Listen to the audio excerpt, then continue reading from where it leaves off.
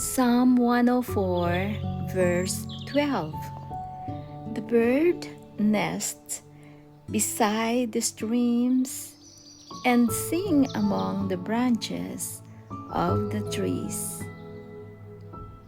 This is a good reminder that God designed these beautiful creatures for His pleasure, and it's also for my pleasure, because I enjoy watching them fly from one branch to another and hear them sing songs, and I feel happy when they're happy as well. They reminded us that they have the freedom and beauty which symbolizes God's revelation of Himself through creation.